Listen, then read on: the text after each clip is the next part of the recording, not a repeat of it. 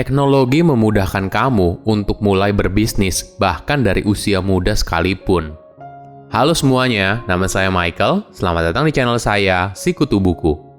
Kali ini, saya akan bahas kisah inspiratif dari Harsh Dalal, seorang remaja berumur 19 tahun yang menjadi CEO dari bisnis startup senilai $25 juta di Singapura. Sebelum kita mulai, buat kalian yang mau support channel ini agar terus berkarya, caranya gampang banget. Kalian cukup klik subscribe dan nyalakan loncengnya. Dukungan kalian membantu banget supaya kita bisa rutin posting dan bersama-sama belajar di channel ini. Harsh Dalal bersama keluarganya pindah dari India ke Singapura saat dia berusia 6 tahun. Harsh tumbuh besar berpindah-pindah dari satu flat ke flat lainnya, hingga akhirnya keluarganya membeli sebuah apartemen. Setiap kali pindah rumah, dia kehilangan teman lamanya. Ditambah lagi, Harsh merupakan anak yang boleh dibilang cukup pemalu dan sulit mencari teman baru. Jadi, alih-alih berada di taman bermain, Harsh banyak menghabiskan waktu di rumah di depan laptop. Dia pertama kali mulai coding ketika usianya 11 tahun. Bosan dengan handphone Android-nya yang hanya berisi satu game saja, Harsh berusaha untuk meretas handphonenya walaupun gagal untuk menginstal operating system baru untuk mendownload game lebih banyak. Setelah dia lulus sekolah dasar, ibunya memberikan dia hadiah berupa iPhone 4. Kali ini, dia berhasil melakukan jailbreak berkat waktu berjam-jam menonton tutorial di YouTube. Pengalaman ini lalu membuat Harsh sangat tertarik dengan sistem dari Apple. Dia pun lalu berusaha mencari informasi lebih lanjut di forum Apple Developer dan berteman dengan 4 remaja asing yang berusia 14 hingga 17 tahun. Mereka semua berasal dari negara yang berbeda, yaitu Amerika Serikat, Rusia, Norwegia, dan Singapura. Karena membahas soal jailbreak, dia pun lalu di-ban dari Apple Developer karena hal itu tidak diperbolehkan. Beruntungnya, Harsh masih menyimpan email teman barunya tersebut sebelum akhirnya mereka di-ban dari forum.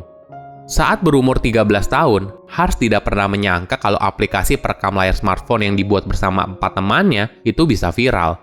Ide ini berasal dari pengamatan mereka kalau banyak remaja ingin merekam layar iPhone mereka. Namun saat itu, belum ada aplikasi perekam layar yang bisa digunakan di iPhone tanpa harus jailbreak. Inilah yang ternyata membuat aplikasinya meledak. Dalam beberapa minggu pertama, aplikasinya diunduh lebih dari 5 juta kali. Meskipun viral, ternyata mereka tidak mendapatkan keuntungan sepeser pun. Bagi Harsh, ini adalah peluang yang terlewatkan, karena mereka tidak tahu caranya melakukan monetisasi di aplikasi tersebut. Saat itu mereka tidak menaruh aplikasinya ke dalam App Store karena tidak sanggup membayar biaya tahunannya sebesar $99. Jadi, mereka hanya mengupload aplikasinya di hosting provider gratisan. Ternyata, 5 juta unduhan langsung bikin jebol bandwidth hosting provider gratisan itu. Harsh dan timnya juga kaget dan tidak menyangka proyek pertama mereka bisa sesukses itu.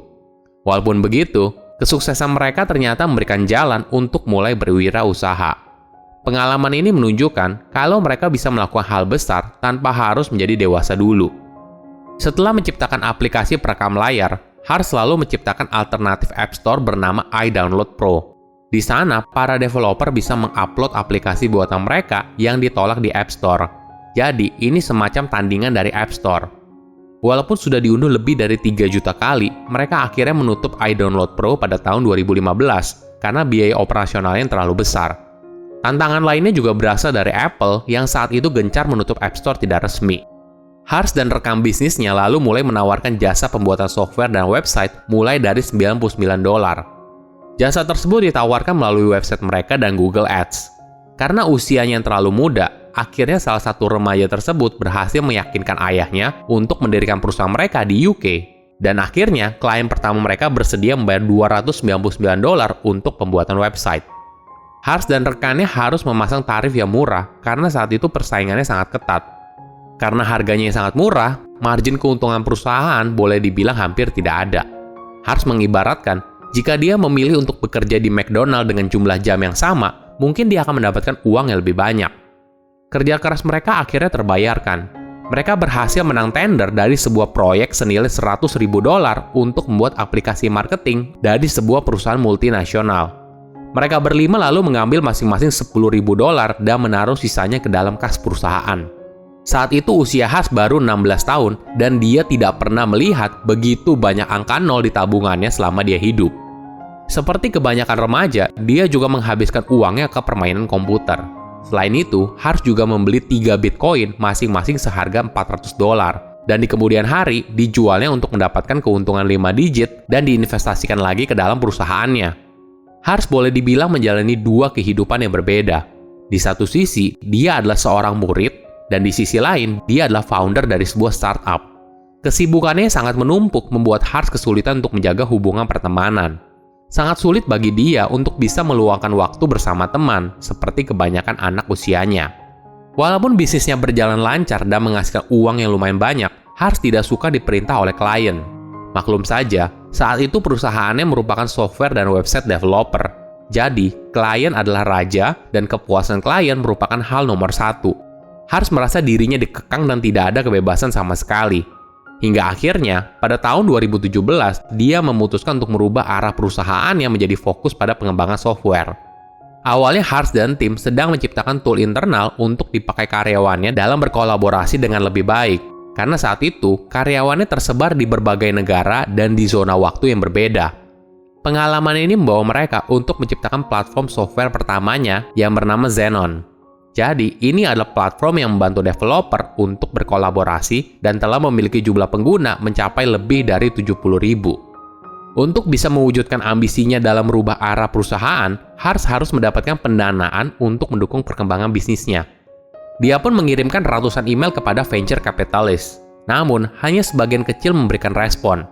Salah satu venture capitalist bahkan bilang kalau Harsh terlalu muda untuk perusahaannya bisa dipertimbangkan dalam hal pendanaan. Kenyataan ini sangat membuatnya sedih. Walaupun begitu, Harsh tidak menyerah. Hingga suatu hari, dia mendapatkan telepon dari sebuah perusahaan penanam modal di Amerika Serikat. Saat itu ada kejadian yang cukup menarik.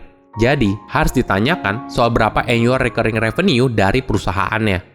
Ini adalah salah satu metrik yang disukai oleh para investor, karena berarti ada pendapatan rutin yang diterima oleh perusahaan tersebut. Saat itu dia tidak tahu apa itu annual recurring revenue. Tapi supaya calon investornya tidak ilfil, Harsh selalu pura-pura ada kendala teknis. Padahal di waktu yang bersamaan, dia sedang googling dan mencari tahu pengertian dari annual recurring revenue. Maklum saja, dia hanya remaja biasa dan belum berpengalaman. Pada saat itu, Harsh berhasil mengumpulkan $9,8 juta dari pendanaan seri A perusahaannya. Saat ini Harsh merupakan CEO dari perusahaan yang bernama Teamlabs dengan jumlah karyawan mencapai 120 orang dan tersebar di 8 kota dari negara yang berbeda. Startup pengembangan software yang berhasil menggait banyak perusahaan besar seperti Coca-Cola, Google, dan Hilton. Usia muda seringkali diremehkan oleh orang yang lebih tua. Jangan jadikan ini sebagai alasan kamu untuk berhenti melakukan apa yang kamu sukai. Silahkan komen di kolom komentar pelajaran apa yang kalian dapat ketika tahu informasi ini. Selain itu, komen juga mau tahu informasi apa lagi yang saya review di video berikutnya. Saya undur diri, jangan lupa subscribe channel YouTube Sikutu Buku. Bye-bye.